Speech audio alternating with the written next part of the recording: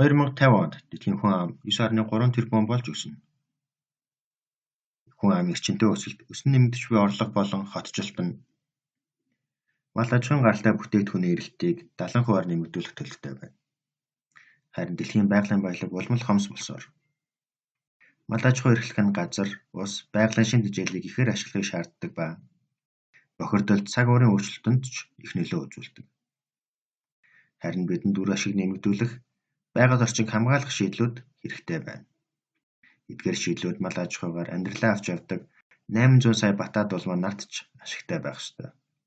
Шийдэл хийдий бич эдгээр шийдлүүдийг бодит амьдрал дээр хэрэгжүүлэхийн тулд талуудын хамтан ажиллагаа, хичээл зүтгэл маш чухал. Үүний төлөө засгийн газар, иргэний нийгэм, эрдэм шинжилгээ, малчид болон олон улсын байгууллагуудын төлөөлөл хүч нэгтгэхэд байгаа билээ. Тэд үндсэн 3 чиглэлд өөрчлөлтийг хийх нь зүйтэй гэж үзэж байгаа ба эдгээр өөрчлөлтүүд байгаль орчин, нийгмийн эдийн засгийн үр ашгийг нэмэгдүүлэх зорилготой.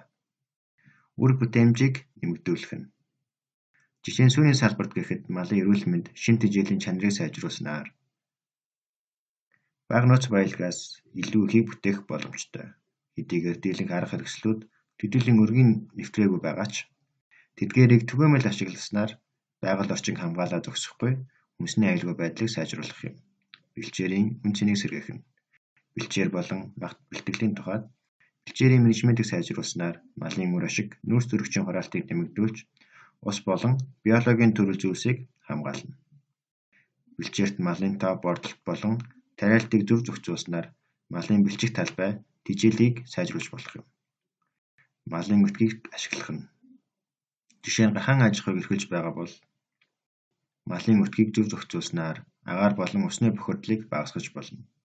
Энэ бүгд биогаз тусгаарлагч болон малын өтгийг бордоогоор ашиглах аргыг нэвтрүүлснээр хэрэгжих боломжтой. Хүн сэргээгдсэн энэхүү эрчим хүч шимтгийлэлээр шатхуун тос болон синтетик бордоог гаргаж болно. Эдгээр шийдлүүдийг өргөн хэрэгжүүлэхийн тулд улс төрийн бодлого дэмжлэг, эдийн засгийн хөшүүрэг болон цаашдын судалгаа шинжилгээ зайлшгүй хэрэгтэй. Мал аж ахуйн тогтвортой хөгжлийн дайн дэлхийн хөтөлбөр нь энэхүү нөхцөл бололцоог улс төрийн диалог өрнүүлэх, арга хэрэгслийг хөгжүүлэх зэргээр бүрдүүлж байна. Хөтөлбөрийн хамтрагч талууд мал аж ахуйн тогтвортой хөгжлийн төлөө нэгдээд байна. Хүн төрөлхтөн их дэлхийн төлөө бидэнтэй нэгдэж хамтдаа өөрчлөлцгөө.